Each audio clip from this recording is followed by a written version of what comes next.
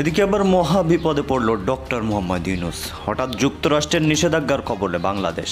ক্ষমতা হারানোর শঙ্কায় রয়েছে ডক্টর ইউনূস সহ উপদেষ্টার 180 জন এবং ক্ষমতাকে দীর্ঘায়িত করতে চাচ্ছেন। আর সেই জন্য মার্কিন যুক্তরাষ্ট্র কখনো চায় না যে বাংলাদেশের মতো একটি দেশে, বাংলাদেশ সহ বা অন্য কোনো দেশেই জঙ্গিবাদের উত্থান হোক, মৌলবাদীদের উত্থান হোক, এটি মার্কিন যুক্তরাষ্ট্র সহ আসলে কেউই চায় না। সেই জন্য আমরা দেখলাম কি যে এটাকে বন্ধ করার জন্য মার্কিন যুক্তরাষ্ট্র প্রথম যে কাজটি করেছে তাদের, যে সেটি হচ্ছে যে বাংলাদেশের উপরে কিন্তু অলরেডি স্যাংশন দেওয়া শুরু করে দিয়েছে। দর্শক, শপথ করে গেলাম আজ থেকে আমি জয় বাংলা বলবো। কাদের সিদ্দিকী তিনি বলছেন, মা বাবার কবর জিয়ারত করে গেলাম। আমার মনে হয় যে জাতীয় নাগরিক পার্টি মানে এনসিপির নেতা যারা আছেন, আপনারা আগে একটু আলোচনা করবেন। আলোচনা কইরা গণমাধ্যমের সামনে আপনারা কথা বলবেন, কারণ আপনারা এক একজন এক এক কথা বলে পুরো জাতির বিভ্রান্তির মধ্যে ফালাই দেন। তবে আপাতত এই ডক্টর আতিক জাহিদ, যদিও তিনি দলটির কি বলা হয় যুগ্ম আহ্বায়ক, একটা বড় পদে আছেন। দর্শক, দেশ প্রবাস দূরে কিংবা কাছে বসে যারা আমাদের দেখছেন, আশা করি সবাই ভালো আছেন। দর্শক, এই মুহূর্তে পাওয়া খুবই গুরুত্বপূর্ণ এবং ইম্পর্টেন্ট একটি সংবাদ আপনারা দেখতে চলেছেন, যেটা নাকি এই বছরের সব থেকে গরম এবং গুরুত্বপূর্ণ সংবাদ। দর্শক, সবাই একটু নজর রাখুন। দর্শক, এবার ডক্টর ইউনূসের বিপদ শুরু হলো যুক্তরাষ্ট্র থেকে, এবং যুক্তরাষ্ট্র থেকে ডক্টর ইউনূসের পরে অনেকগুলো নিষেধাজ্ঞা দিতে চলেছে, যে নিষেধাজ্ঞা আসলেই মনে করেন তার ক্ষমতা শেষ, রীতিমতো বাংলাদেশ ভেঙে পড়বে এবং এই সুযোগেই কিন্তু শেখ হাসিনা ঢুকে পড়বে। দর্শক, যতটা হালকা মনে করছেন ততটা হালকা না, চলুন আমরা বিস্তারিতভাবে দেখে আসি যে কি হতে চলেছে। আপনারা শিরোনামটা থাম্বনেল দেখে বুঝতে পেরেছেন, অবস্থা খুবই খারাপ। তো বেশি বেশি করে ভিডিওটি লাইক দিবেন এবং শেয়ার করে দিবেন। তো দর্শক, চলুন স্ক্রিনে আমরা বিস্তারিত দেখে আসি। আসসালামু আলাইকুম। পৃথিবীর যে প্রান্ত থেকেই দেখছেন এবং শুনছেন, সবাইকে সালাম ও শুভেচ্ছা জানাচ্ছি। আজকে বাংলাদেশের জন্য এটি খুবই দুঃখজনক একটি নিউজ হচ্ছে, যে সেটি হচ্ছে যে আমরা দেখলাম নিউ ইয়র্ক টাইমসে একটি প্রতিবেদন হয়েছে, যে প্রতিবেদনে উল্লেখ করা হয়েছে যে বাংলাদেশে জঙ্গিবাদ এবং ইসলামিক মৌলবাদের উত্থান করছে।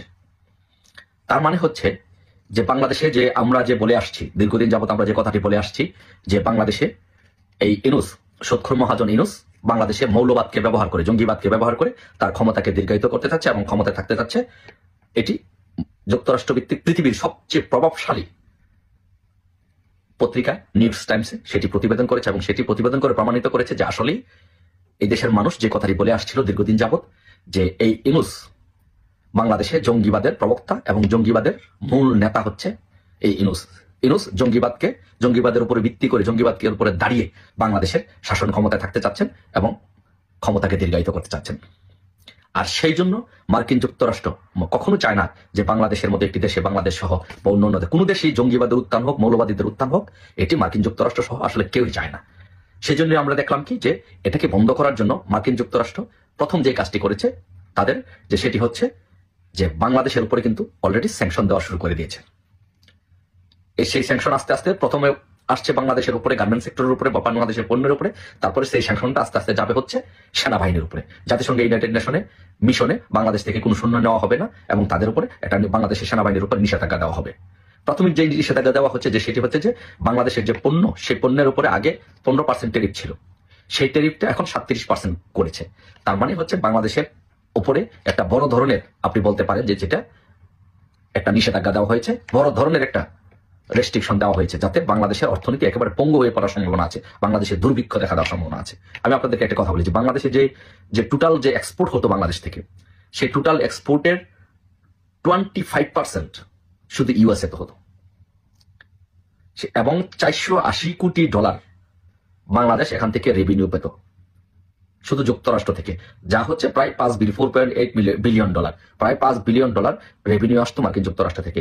এই নিষেধাজ্ঞা দেওয়ার, এই রেস্ট্রিকশন দেওয়ার পরে, এই ট্যারিফটা আরোপ করার পরে 37% দেওয়ার পরে এখানে বাংলাদেশ থেকে পণ্য রপ্তানি মোটামুটি একেবারে বন্ধ হয়ে যাবে, গার্মেন্টস সেক্টরগুলো একেবারে পঙ্গু হয়ে যাবে। আপনাদেরকে আরেকটা তথ্য দিচ্ছি, দেখেন যে বাংলাদেশে কিন্তু অলরেডি 7,400 গার্মেন্টস কিন্তু বন্ধ হয়ে গিয়েছে।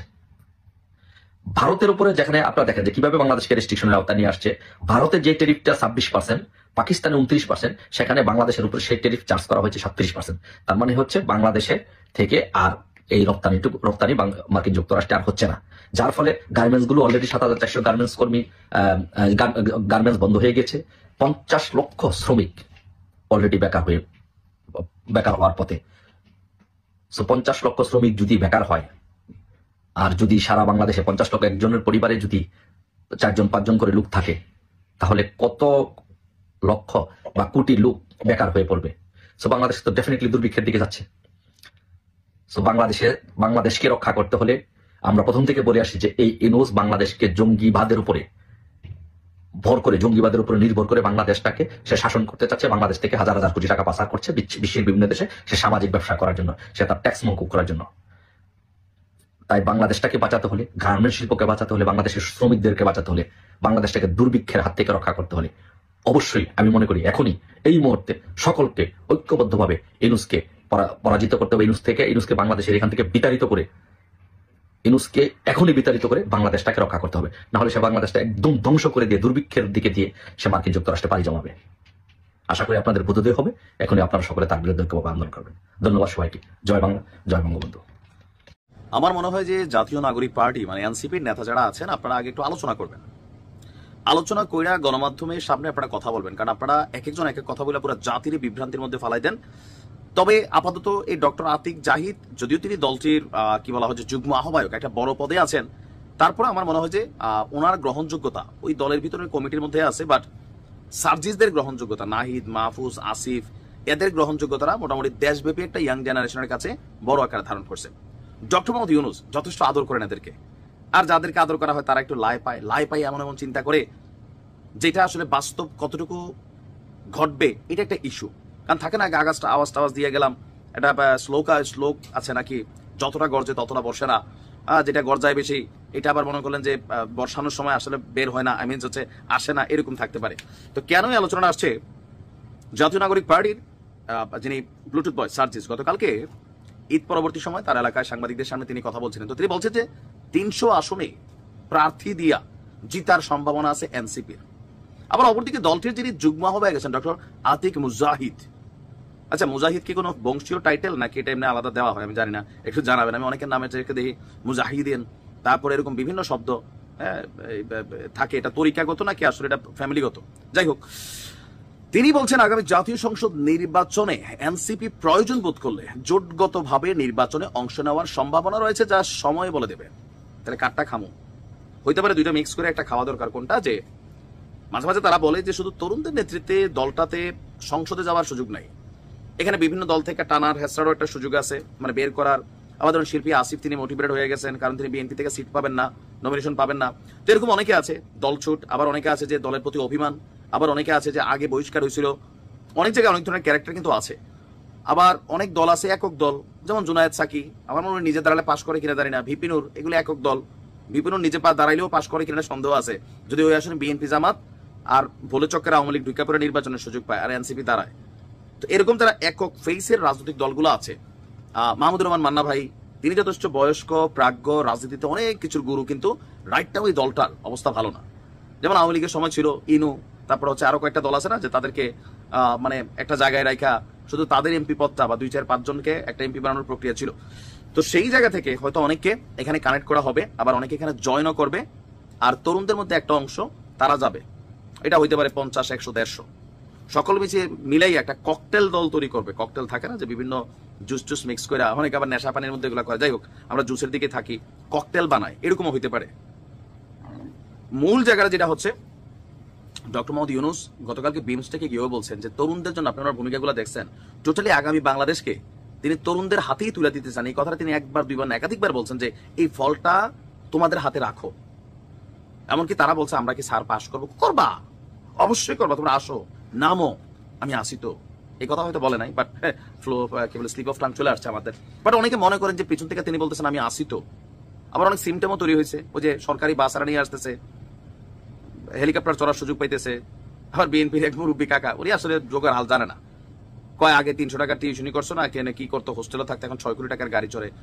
চড়তেই পারে, যোগ আপডেট হয়েছে, আপনারা ওইগুলো চেঞ্জ করে চড়েন, সমস্যা নাই তো। বাট উনি মনার কথায় মনে যারা দুর্নীতি করে, বিষয়টা এরকম না, অনেকে অনলাইনে অনেক পয়সা কামাইতে পারে। আবার সার্জিস খানদানি বংশের ছেলে, আপনি জানি না কথা বলা উচিত, কারণ উনি হয়তো কারে বলছে আমি জানি না। আর আসিফরা তো সরকারে আসে, সে চড়বেই, ক্ষমতায় গেলে আপনারাও চড়বেন, চড়াচড়ির খেলাইতে দেশে চলে, এটা ব্যাপার না। তো যাই হোক, কি বলা হয় যে আমার মনে হয় যে ডক্টর মোহাম্মদ ইউনূস যথেষ্ট স্নেহ করেন তাদেরকে, এবং তিনি চান আগামী বাংলাদেশকে লিড করার জন্য একটা নিউ জেনারেশন ক্রিয়েট হোক। আর এই জন্য তিনি জাতীয় নাগরিক পার্টির প্রতি বা এই ছেলেপেলেগুলোর প্রতি তার একটা বিশেষ স্নেহ কাজ করা যায়, এটা আমরা বাংলা ভাষা বলে লাই দেওয়া। দেখা যাক কই গিয়া পানি গড়ায়। ভালো থাকুন। আওয়ামী লীগ নিষিদ্ধ প্রসঙ্গে বিএনপি চেয়ারপারসন খালেদা জিয়ার উপদেষ্টা জনাব আবুল খায়ের ভূঁইয়া বলছেন, কাউকে নিষিদ্ধ কাউকে প্রসিদ্ধ এটা কোনোটাই করা আমাদের দায়িত্ব নয়, রাষ্ট্রের যারা দায়িত্বে আছেন তাদের দায়িত্ব। এই ধরনের দায়িত্ব আমরা নেব না। নির্বাচন আমাদের দাবি, এর বাইরে আমরা আমাদের কোনো দাবি উত্থাপিত করিনি। এখন এত বড় একজন জায়গা থেকে যখন কোনো ব্যক্তি কথা বলেন, এটা কি শুধুই তার কথা নাকি বিএনপির দলের কথা? কে কেউ বলছেন এটা বিএনপির দলের কথা, কারণ বিএনপি উদারপন্থী রাজনীতি করে। তারা মনে করে আওয়ামী লীগের নির্বাচনে আসা উচিত। যদিও প্রকাশ্যে আবার কেউ কেউ বলছেন আওয়ামী লীগের বিচার করা উচিত, দলের সামনে আওয়ামী লীগের নিবন্ধন বাতিল করা উচিত। বিএনপির মধ্যে টপ লেভেলে যারা আছেন তাদের মধ্যে নানান মিশ্র প্রতিক্রিয়া আছে। তো তিনি এই বক্তব্য দিয়েছেন কোথায়? লক্ষ্মীপুর প্রেস ক্লাবে শুভেচ্ছা বিনিময় করে সাংবাদিকদের প্রশ্নের জবাবে লক্ষ্মীপুর 2 আসনের সাবেক এই সংসদ সদস্য এবং জেলা বিএনপির সাবেক সভাপতি তিনি বলছেন, জনগণ যেন তার ভোটাধিকার প্রয়োগ করতে পারে তার একটি ব্যবস্থা করে দ্রুততম সময়ে নির্বাচনী রোডম্যাপ দেওয়া সরকারের এখন দায়িত্ব, আর এটা আমাদেরও দায়িত্ব। আমাদের কর্তব্য হলো নির্বাচন।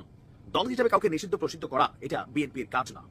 এখন তিনি এই বক্তব্যটা যদি আমরা জনাব তারেক রহমান থেকে শুনতাম আরেকটু ক্লিয়ার হইতাম। তবে মির্জা ফখরুল ইসলাম সহ আর অনেকে আছেন বা সরকারের মধ্যে আসিফ নজরুল ইসলাম, তিনি কিন্তু বলছিলেন যে ব্যক্তিগতভাবে আওয়ামী লীগের বিচার, যারা অন্যায় অপরাধ করছে তাদেরও তিনি বিচার চান, সর্বোচ্চ শাস্তি চান। তবে আওয়ামী লীগকে নিষিদ্ধের বিষয়টা এটা তিনিও পজিটিভ ভাবে নিচ্ছেন না বা এটা পজিটিভ ভাবে দেখছেন না। আবার ডক্টর মোহাম্মদ ইউনূস তিনি নিজেও বলেছেন যে আওয়ামী লীগকে নিষিদ্ধ করার কোনো পরিকল্পনা আসলে সরকারের নাই।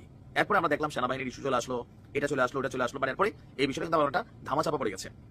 আওয়ামী লীগকে নিষিদ্ধ করা এটা আসলে এত সহজ কাজ না, কারণ দলটার যেমন বদনাম আছে, বাট সেই লেভেলের সমর্থক আছে, পাগলা সমর্থক ফেসবুকে দেখবেন একদম দলের জন্য জীবন টিবন দিয়ে ফেলবে, এরকম টাইপের কিছু ক্যারেক্টার কিন্তু আছে দলের মধ্যে। আবার আওয়ামী লীগ তাদের রাজনৈতিক কৌশল কিভাবে কি করবে, সময়ের সাথে যে পরিস্থিতি বাংলাদেশে তৈরি হচ্ছে, আমার কাছে মনে হয় কখন জানি আওয়ামী লীগ বিএনপি জোট বাইতে আবার মাঠে নামা লাগে। এটা কেন জানি মনে হলো, যদিও কথা বিএনপি জীবন আওয়ামী লীগের সাথে জোট বাঁধবে না, কিন্তু সামনের দিনের রাজনীতিতে যদি এরকম হয় ডক্টর মোহাম্মদ ইউনূস তিনি নির্বাচন না দিয়ে ক্ষমতায় থাকার চেষ্টা করেন অথবা তাকে রাখার চেষ্টা করা হয়, তাহলে যে কোনো সময় যে কোনো দৃশ্য দেশে জনগণ দেখবে। আসলে রাজনীতিতে ষড়যন্ত্র থাকে, হিসাব নিকাশ থাকে, দাদাগিরি থাকে। বিশ্বের সবচেয়ে শক্তিধর ব্যক্তি এখন কে? Donald Trump. তার আদেশও অনেক সময় আটকে যায়, সেটা আপনারা জানেন। আদালতে আটকে যায়, সিনেটে আটকে যায়, জাতিসংঘে আটকে যায়। এখন আমাদের জনপ্রিয় ইউটিউবার পিনাকিরা অভিযোগ করছেন এবং করেই যাচ্ছেন দিনরাত যে সেনাপ্রধান ভারতের কথায় উদ্বোস করেন। কিন্তু প্রশ্ন হচ্ছে, সেনাপ্রধান যদি ভারতের কথায় উদ্বোস করেই থাকে তাহলে ভারত নিশ্চয় বলেনি হাসিনাকে উৎখাত করতে হবে। এখন কার কথায় উৎখাত হলেন? শেখ হাসিনা। ধরলাম আভ্যন্তরীণ ষড়যন্ত্রে শেখ হাসিনাকে বিদায় নিতে হয়েছে, কিন্তু হাসিনার তো এখন ফেরা দরকার। এখন হাসিনাকে বসে বসে খাওয়ানো তো ভারতের কোনো লাভ নেই। তো এখন স্বাভাবিকভাবে ভারত কি চাইবে? মানে শেখ হাসিনা তার জায়গায় ফেরত যান। এখন সেনাপ্রধানকে এই ফেরত যাওয়ার কথা তিনি শুনছেন। আমরা কয়েকদিন আগেও দেখেছি যে ভারতীয় সেনাপ্রধান দাবি করেছেন বাংলাদেশ সেনাবাহিনীর সাথে নিয়মিত যোগাযোগ আছে তার, এবং দুই দেশের সম্পর্ক ভালো, দুই সেনাবাহিনীর সম্পর্ক খুবই ভালো। এখন সম্পর্ক ভালো মানে এই না মানে তাদের কথায় তিনি উঠবস করবেন, তার কথা শুনবেন অন্ধভাবে, ব্যাপারটা কিন্তু সেরকম না। তবে যতটুকু জানা যায়, ভারত চায় যে সেনাপ্রধানের সাথে প্রেসিডেন্ট শাহাবুদ্দিন চুপ্পুর সম্পর্ক দৃঢ় থাকুক, এবং এটা কেন চায় তার পর্যালোচনা বিভিন্নভাবে হতে পারে। ভারত হয়তো চুপ্পুকে দিয়ে কিস্তি মার করতে চায়, কিন্তু সেনাবাহিনীও পড়েছে একটা বিপাকে। মানে আওয়ামী লীগ সরিয়ে যে শূন্যতা সৃষ্টি হয়েছে, এখন সেই শূন্যতা কাভার করবে কি তারা? এখন দেখা যায় ক্ষমতার স্বপ্নে বিভোর হচ্ছে বিএনপি, তারাই ক্ষমতার বেশি দাবিদার, তাদের ভোট ব্যাংক বড়, কিন্তু তাদের নেতা তারেক রহমানের প্রতি অনেক সেনা কর্মকর্তার আক্রোশ হয়েছে, সেটা আমরা জানি। এবং শোনা যাচ্ছে তিনি যে দেশে ফিরছেন না, এটা একটা অন্যতম কারণ। এখন সেনাবাহিনী করেছে অনেকটা বিপাকে যে আওয়ামী লীগকে বাদ দিয়েছে তারা, এখন বিএনপিকেও পছন্দ করছে না। তো এখন ক্ষমতায় আসবে কি? তৃতীয় শক্তি নাই, জামাত, ছাত্র, তাদের তো ভোট নাই সেরকম। এবং এই ক্ষেত্রে সেনাবাহিনী অনেকটা বেকায়দায় পড়েছে।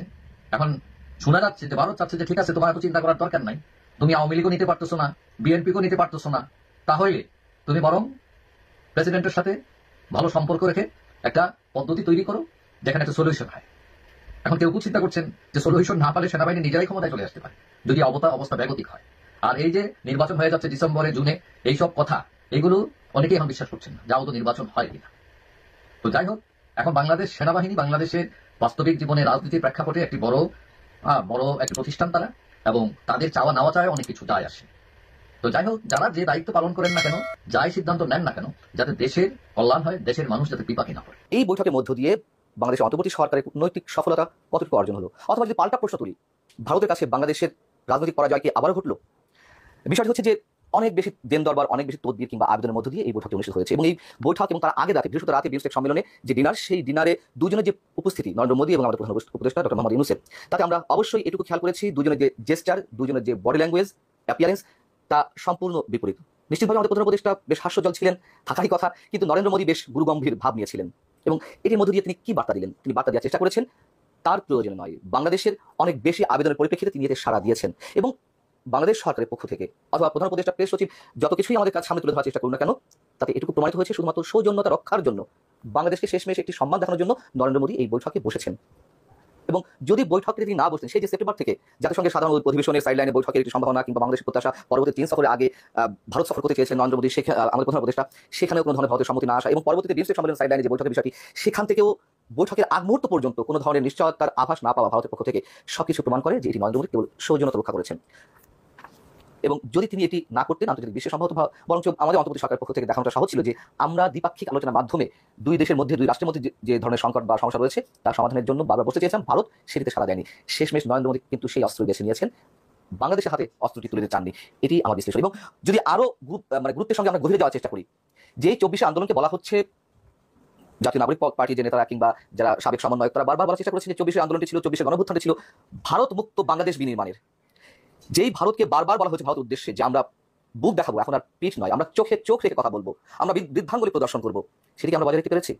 অবশ্যই আমরা ভারতের আগ্রাসন নীতি কোনোভাবে মেনে নিতে পারি না, ভারতের জাতিবাদবাদ সেটির বিরুদ্ধে আমরা সবসময় কথা বলছি। কিন্তু সেই কথা বলতে গিয়ে এত অতিরঞ্জিত মাত্রায় যেসব মন্তব্য করা হয়েছে খোদ আমাদের প্রধান উপদেষ্টার পক্ষ থেকে কিংবা সরকারের অন্যতম উপদেষ্টা মাহফুজ আলম অথবা ছাত্র প্রতিনিধি বা সাবেক সমন্বয়কদের পক্ষ থেকে, এইগুলো করে পরবর্তীতে আবার অনেকখানি অনুনয়, বিনয়, অনুরোধ, আবেদন, এত কিছুর মধ্য দিয়ে নরেন্দ্র মোদীর সঙ্গে বৈঠক করতে হবে কেন? যদি আমরা পিঠ দেখাতে চাই, বুক দেখাতে চাই, বুক দেখাবো। ভারতকে যে আমরা বুক দেখাবো, এই 7-8 মাসে কি প্রমাণ মিলেছে?